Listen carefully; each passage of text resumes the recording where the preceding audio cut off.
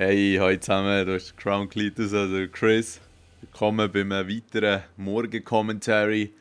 Auch wenn es bei euch zu Abend schon ein bisschen später ist, natürlich, wenn ihr euch das reinzieht. Ich habe einiges zu erzählen. Crown News wieder mal, 25. Mai 2014. Und fangen wir vielleicht gerade mit dem kleinsten Game an, in dem Sinn das Transistor. Das ist ja auf der PS4 und auf dem PC rausgekommen. Was war das? Donnerstag? Bin nicht mehr ganz sicher. Auf jeden Fall ist es irgendwie um die 20 Steine auf PSN, plus minus. Und bei Steam kann man es noch für 10 Euro mehr mit dem Soundtrack haben. Das Gute an dieser Soundtrack-Version ist, dass das Game einen absolut famosen Soundtrack hat. Es ist wirklich krass, dass sie die Jungs von Bastion, die jetzt ihr zweites Game rausgebracht haben, und es ist rein vom Visuellen wunderschön anzuschauen, wenn einem der Grafikstil gefällt, vorausgesetzt natürlich. Und wie ich schon erwähnt habe, der Soundtrack ist wunderschön. Es ist sicher auch nicht jedermanns Sache, das definitiv nicht. Und das Game selber ist weird. Muss ich ganz ehrlich sein, ich will das Game so fest wie es geht unbedingt super cool finden, aber bisher habe ich echt den Zugang noch nicht gefunden. Eben, die Grafik spricht mich sehr an, der Sound finde ich wirklich super, aber irgendwie bin ich noch nicht so warm geworden mit dem Spiel, aber muss vielleicht noch ein bisschen Zeit investieren. Empfehle ich auf jeden Fall, wenn ihr so ein bisschen auf etwas anderes noch möchtet den Blick werfen, außerhalb von Call of Duty. Schaut doch mal ein YouTube-Video, versuche unten einen Link rein zu posten, wo ich hier mal etwas zu zeigen und zu hören gibt. Es ist wirklich ganz geil. Und dass man dann mit L1 einfach der Hauptcharakter, die Hauptcharakterin zu den Melodien im Hintergrund kann summen, ist wirklich etwas, was extrem atmosphärisch ist und überhaupt nichts im Spiel bringt. Aber genau darum ist das auch so herausragend auf seine spezielle Art und Weise. Transistor zieht nach rein. Vielleicht für die ein bisschen verwirrt sind, im Hintergrund seht ihr das Wolfenstein, der New Order am Laufen. Ich hatte leider nicht die Möglichkeit gehabt, zu allen Games so ein bisschen Material zu sammeln, wo ich hier darüber rede. Darum läuft eben im Hintergrund, wie gesagt, Wolfenstein. Das ist aber überhaupt nichts Schlimmes. Es läuft in der ungeschnittenen Version. Ich habe mir beide Versionen mal angeschaut und in der deutschen, österreichischen und schweizerischen Version ist es einfach so, dass die Nazi-Symbole durch das Wolfenstein-Symbol ersetzt wurden. Gewisse Namen haben sich ein bisschen geändert oder besser gesagt so bekloppte Armee-Titel, Bezeichnungen, und der Rest ist genau gleich. Brutalität und alles ist zum Teil ziemlich massiv.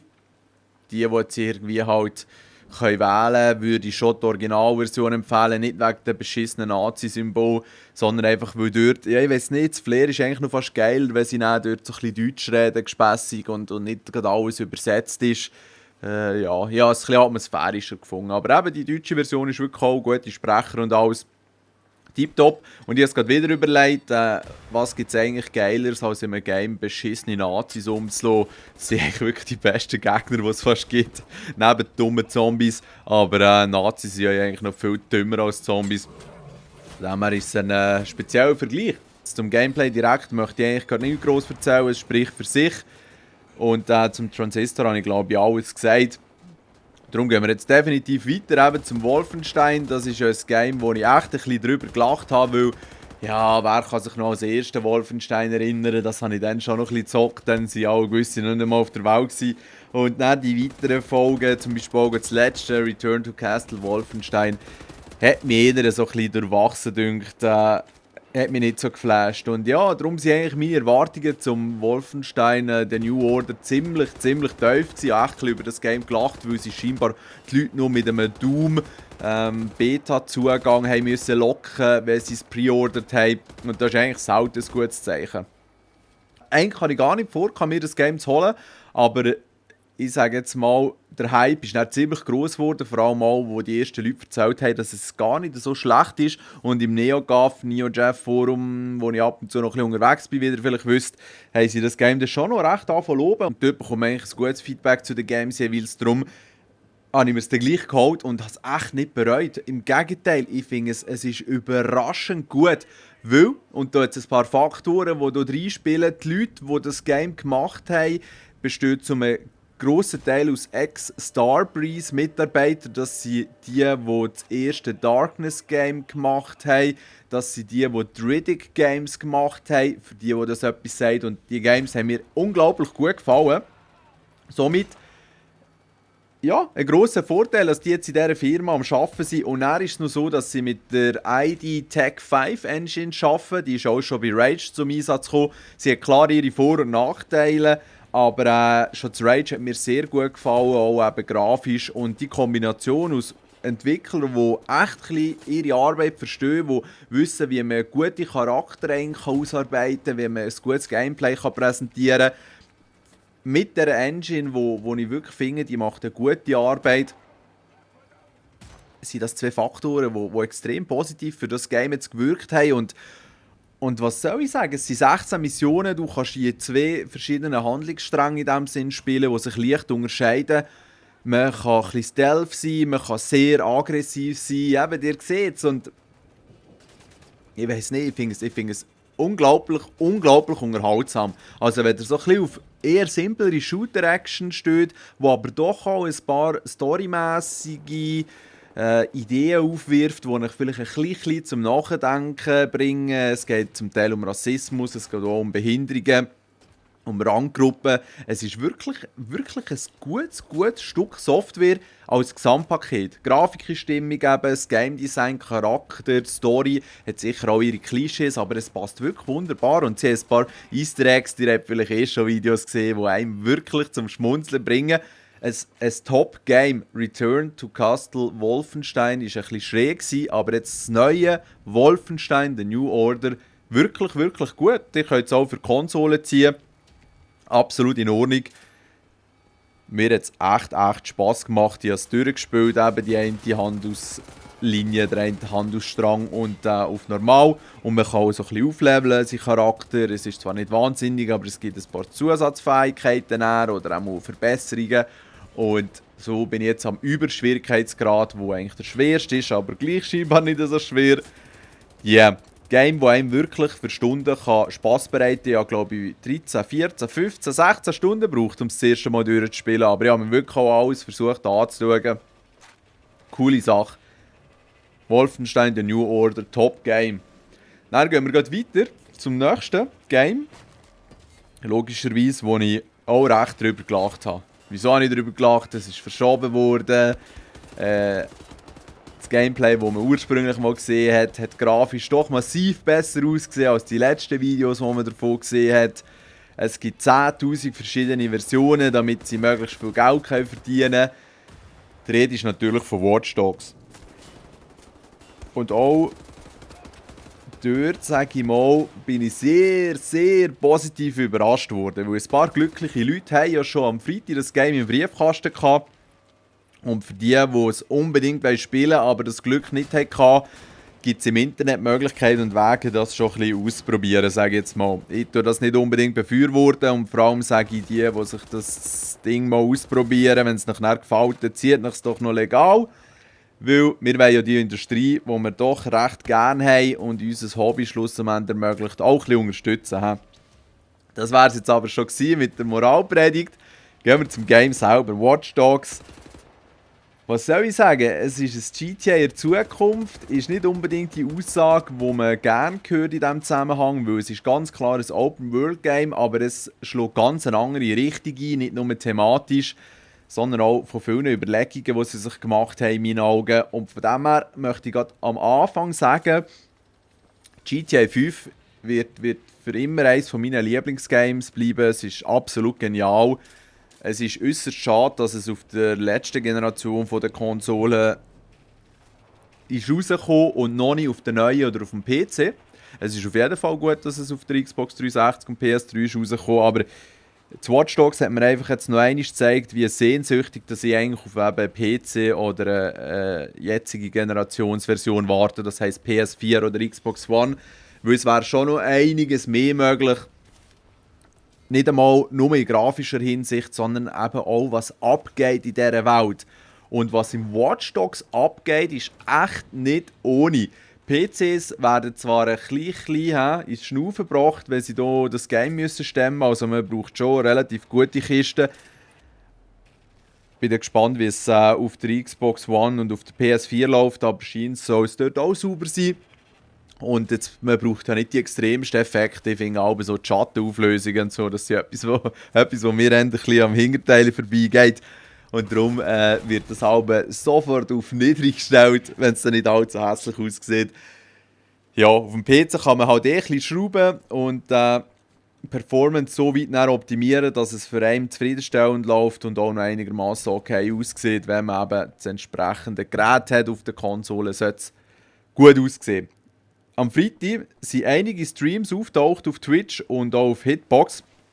Und die sind dann einer nach dem anderen zugemacht worden und sie haben dann wieder neue Accounts gemacht. Also der einzige, der hat glaube ich irgendwie 5 Kanäle geöffnet innerhalb von ein paar Stunden. Aber es hat wirklich auch solche gegeben, die 8 Stunden am Stück können streamen. Ubisoft ist zuerst ein bisschen durchgedreht und dann haben sie gesagt, ja halt mal, wenn wir das Zeug per Post schon früher bekommen, dann können wir ja weiss Gott auch nicht dafür. Und somit hat Ubisoft dann gesagt, also gut, ich könnt streamen, die Käben, aber zeigen einfach nichts von den Story-Missionen. Und ich finde, das ist eine sinnvolle Sache. Und ja, ich habe jetzt einige Stunden an Gameplay reingezogen, habe dann am Weekend auch das Vergnügen gehabt, das Game auf dem PC selber ein bisschen zu spielen. Und ja, gestern, oder besser gesagt heute Morgen, ist es doch 3:30 geworden, bis ich mich auch lösen konnte. Und wenn er abends Baby um 6:30 schon wieder putzmunter ist und beim besten Willen nicht mehr schlafen, dann hat man auch dann eine kurze Nacht gehabt. Aber es hat sich gelohnt, einerseits so früh aufzustehen und andererseits eben auch so lange zu gamen. Watch Dogs ist echt der Hammer, weil es eben so mit dem Handy und alles hacken und die ganzen Informationen, die man über die Leute sehen kann und von den Bullen davon flüchten und das Auto abstellen und sich im Auto verstecken, so ein bisschen die Aussenbezirke, die Stadt selber.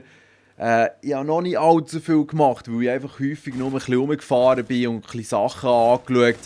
Es ist extrem lebendig, es läuft viel mehr als im GTA 5 und schon dort ist eigentlich viel gelaufen. Missionen kann ich noch nicht viel dazu sagen, aber es ist auf jeden Fall noch interessant, wie sie das Ganze aufbauen. Es gibt tausende von Nebenbeschäftigungen. Ganz gut hat mir auch das Zombie-Driver gefallen, wo man einfach so Carmageddon-mässig muss Zombies oder halt so Höllengestalten überfahren. Man kann dort seine Karre aufleveln, seine Fähigkeiten aufleveln. Man kann in den normalen Story-Strängen seinen Charakter aufleveln. Und gewisse Leute werden vielleicht am Anfang ein bisschen überfordert sein. Man wird zwar schön an den Hang genommen und schön ins Game eingeführt, aber eben, es gibt wirklich extrem viele Möglichkeiten, vor allem gerade, wenn man dann relativ gleich auf eigene Faust mal loszieht und selber versucht, Zeug zu entdecken. Es ist wirklich wicked, was man alles machen kann. Ubisoft sagt ja, um das Game durchzuspielen, geht es zwischen 20 und 40 Stunden normal, je nachdem, wie viel das man güchselt. Und wenn man dann das Game wirklich 100% durchzocken, sind 100 Stunden etwa realistisch. Und ja, mal schauen, wie lange das der erste hat, bis er alles hat. Gell? Die Leute machen ja auch Sachen möglich, die der Hersteller sich eigentlich nie überlegt hat.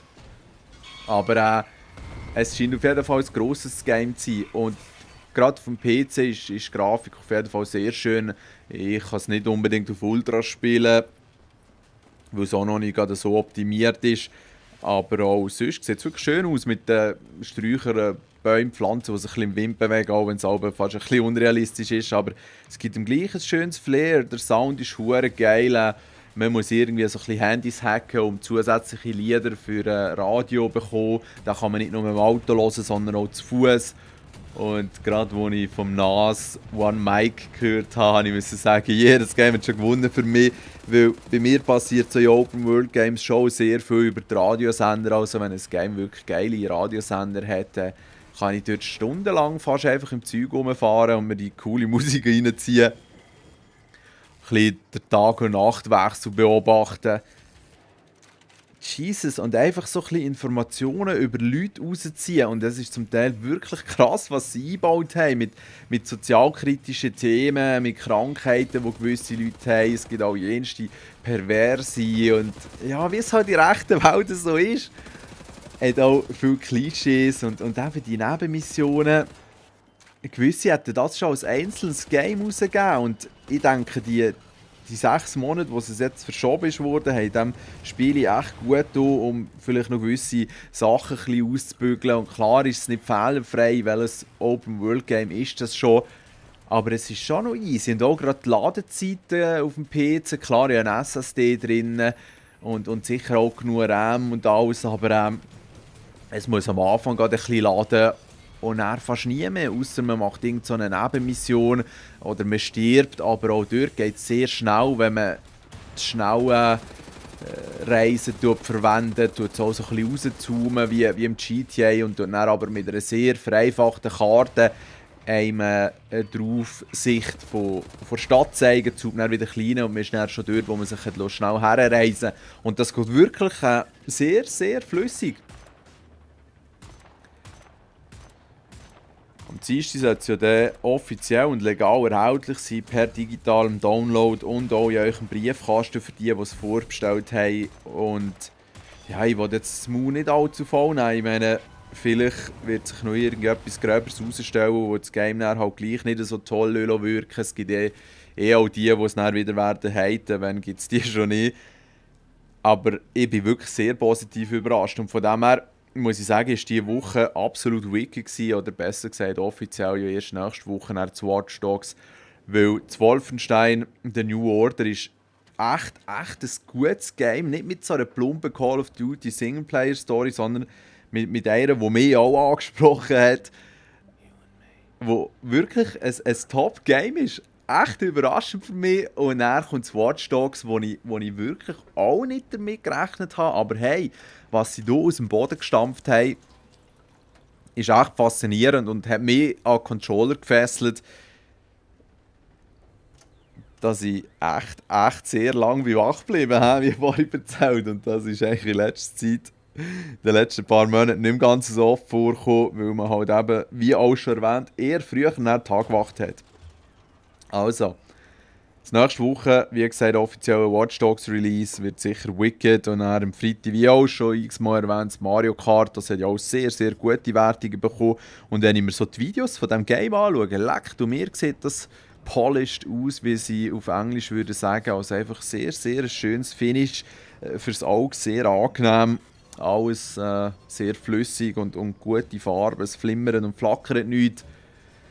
Ich bin eigentlich schon froh, dass wir jetzt in der heutigen Zeit angelangt sind, wo die grafische Qualität der Games langsam ein Level erreicht hat, wo einem nicht unbedingt die Augen blüten innerhalb von kurzer Zeit. Und klar gibt es auch Retro-Games, die extrem gut aussehen oder genau aus dem ihren Charme schöpfen.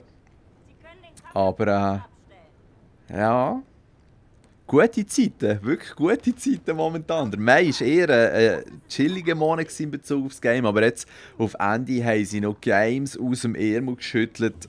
Ja, ich komme nicht aus dem Schwärmen raus und ihr könnt mich auch haben mit dem Wow und allem zusammen. Ich bin hier wirklich zum Teil sehr zu begeistern für so Spiele. Und darum leite ich das gerne an euch weiter. Watch Dogs, Wolfenstein, wenn ihr nicht unbedingt Lust und Knete für beide habt, überlegt euch. Watch Dogs bietet sicher mehr fürs Geld, ist aber halt so ein Open-World, Third-Person-Action-Stealth-Titel, wo vielleicht nicht gerade alle gelustet und ja, das Wolfenstein spielt aus der Ego-Perspektive, ist noch ein bisschen blättriger, hat eine sehr abgefahrene Nazi-Story und wer tut nicht schon gerne Nazis töten. Etwas wirklich vom Besten, was es gibt. Die Drecks-Nazis einfach umlassen. Hier wollen wir jetzt keine Referenzen ins echte Leben ziehen, sondern lassen das einfach so stehen. Einen schönen Sonntag, einen schönen Wochenstart. Macht's gut. Ciao zusammen. Aber antworten Sie ehrlich. Wenn Sie nach der Waffe greifen sollten, sind Sie tot. Noch bevor Sie Ihre Entscheidung bereuen werden. Gut. Lasst uns anfangen.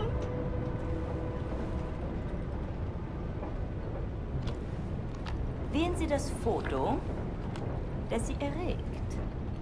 Wenn Sie wissen, was ich meine.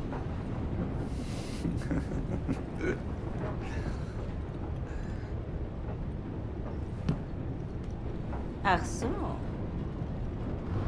Und jetzt wählen Sie das Foto, das in Ihnen Glücksgefühle auslöst. Interessant. Meinen Sie, dass dieser Mann unreines Blut hat, Bernhard? Ich weiß nicht, Frau Obersturmbannführer. Ja, das werden wir bald wissen, nicht wahr? Diesmal wählen Sie das Bild, das Sie am meisten mit Abscheu erfüllt. Ich hätte sagen sollen, dass das Ihre letzte Wahl ist. Also wählen Sie weise.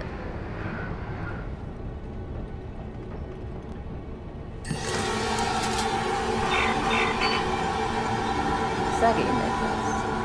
Wenn Sie ein Nicht-Arier gewesen wären, hätten Sie zur Waffe gegriffen.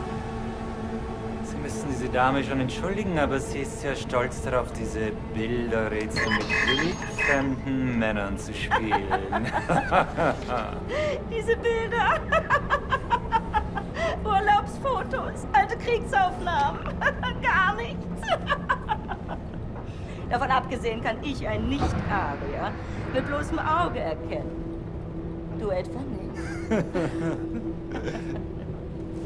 Lassen Sie ihn gehen, Bernhard. Ich nehme mal an, eine bildhübsche Frau wird in seinem Abteil warten auf ihn. Ach, Bobi, lass gut sein. Vergessen Sie den Kaffee für Ihre Freundin.